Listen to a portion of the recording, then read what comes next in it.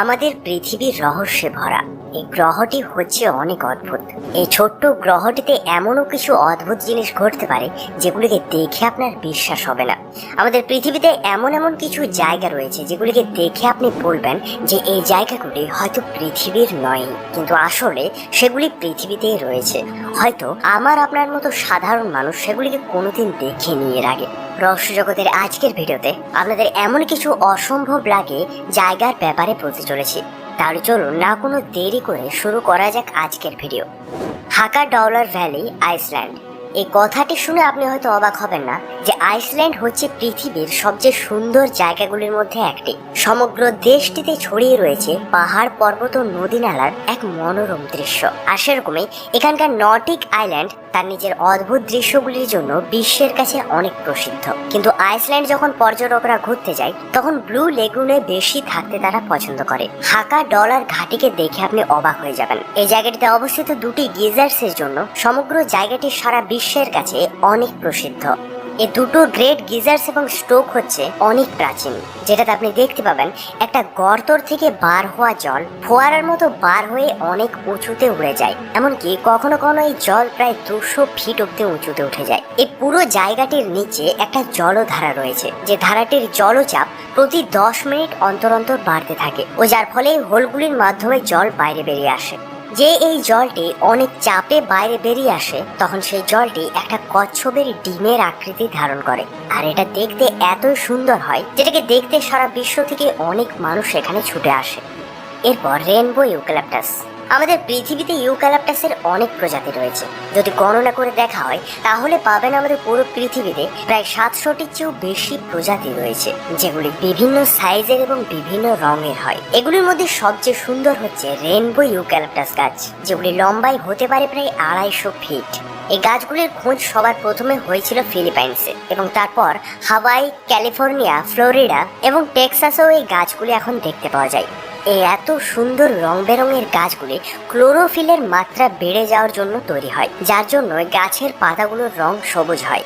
এছাড়াও এগুলিতে অনেক ধরনের কেমিক্যাল পাওয়া যায়, যার জন্যই এই গাছগুলির কাণ্ডগুলিতে বিভিন্ন রং দেখতে পাওয়া যায়। এই এলাকাগুলিতে কখনো অধিক বর্ষা আবার কখনো হয় অধিক গ্রীষ্ম। এজন্য এই জায়গাগুলিতে জলীয় বাষ্পের পরিমাণ হয় অনেক বেশি, যার ফলে এই কেমিক্যালগুলি একে অপরের সাথে মিশে যায় ও গাছগুলির রং হয়ে যায় এরকম।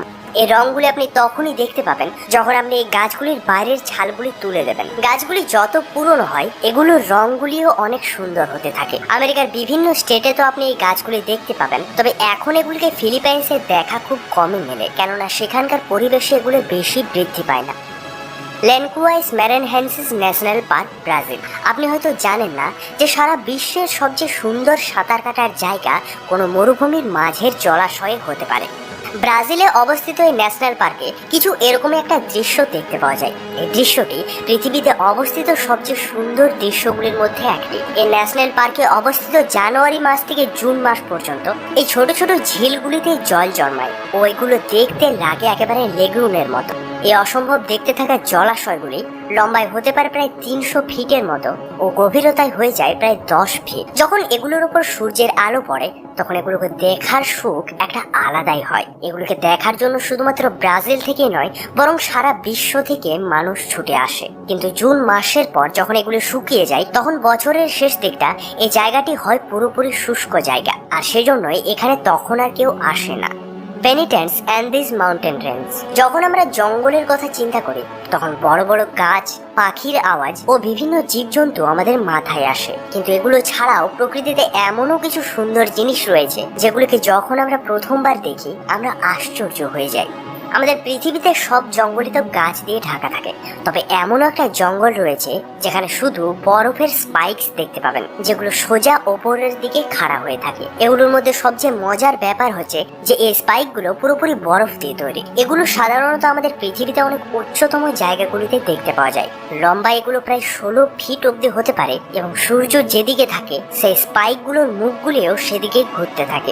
এগুলোর ব্যাপারে বিজ্ঞানীদের খাতায় বিজ্ঞানীরা এগুলোকে প্রথমবার সাল 1800-তে খুঁজেছিল। এমনকি চার্লস ডারউইনও এগুলোর খোঁজ করেছিল। যখন তিনি আন্দিজ পর্বতমালার ড্রাই আন্দিজের মধ্য দিয়ে পার হয়ে যাচ্ছিলেন তখন তিনি এগুলোকে প্রথমবারের জন্য দেখেছিলেন।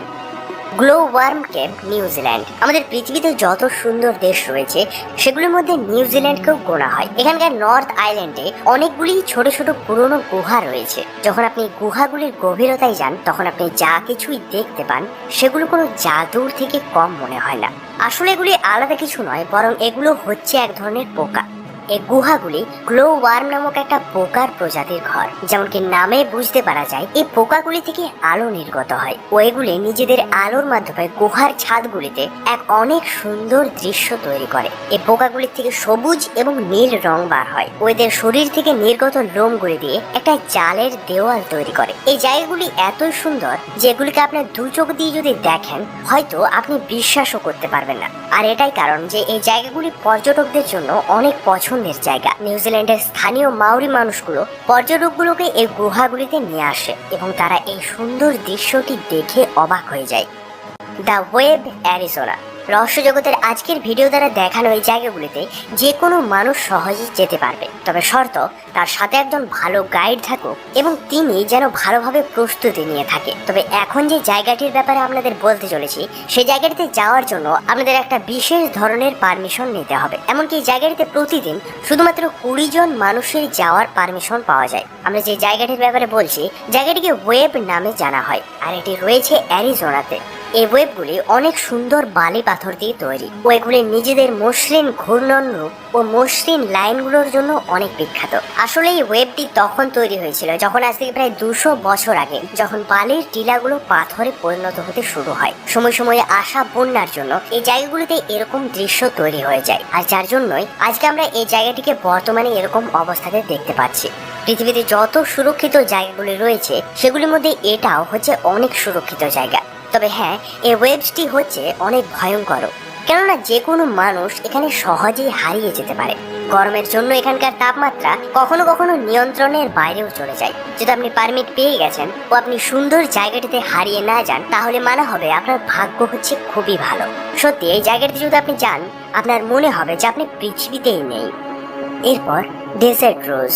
যদি আপনি কোনোদিন মরুভূমির মাঝে আসল গোলাপের খোঁজ করেন তাহলে হয়তো আপনার এই জীবনে কোনোদিনই পাবেন না, কিন্তু আপনি যদি একটু মেহনত করেন তাহলে আমি আপনাদের গ্যারান্টি দিচ্ছি যে আপনারা গোলাপের চেয়েও অনেক বেশি সুন্দর জিনিস দেখতে পেতে পারেন। আপনি হয়তো এটা জেনে অবাক হবেন যে মরুভূমির গোলাপ আসলে কোনো ফুল নয়, বরং এটি জল এবং হাওয়ার মাধ্যমে বিভিন্ন প্রকারের মিনারেল মাটির সাথে মিশে তৈরি হয়। যখন এগুলির ভেতর থেকে জল শুকিয়ে যায় তখন এগুলো পাথরের বিভিন্ন খণ্ডে বিভক্ত হয়ে যায়, যেগুলি হয় আলাদা আলাদা আকৃতির। এগুলোর মধ্যে হয় কিছু গোল, কিছু সমতল, আবার কিছু একটু বেশি চড়া। এগুলো দেখতে লাগে একেবারে সুন্দর একটা গোলাপের মতো। বেশিরভাগ ডেজার্ট রোজ তো 1/2 ইঞ্চি থেকে শুরু করে 4 ইঞ্চি অব্দি বড় হতে পারে, কিন্তু কিছু কিছু এলাকায় এগুলো অনেক বেশি বড় হয়ে যায়, যেগুলো প্রায় 40 ইঞ্চিও লম্বা হতে পারে।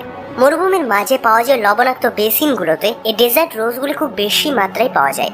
এগুলো Jordan, Algeria, Egypt, Saudi Arabia, Spain, Mexico এবং অ্যারিজোনার মতো বিভিন্ন জায়গাতে পাওয়া যায়। আর সবার শেষে বলবো, ভালো থাকেন। ধন্যবাদ।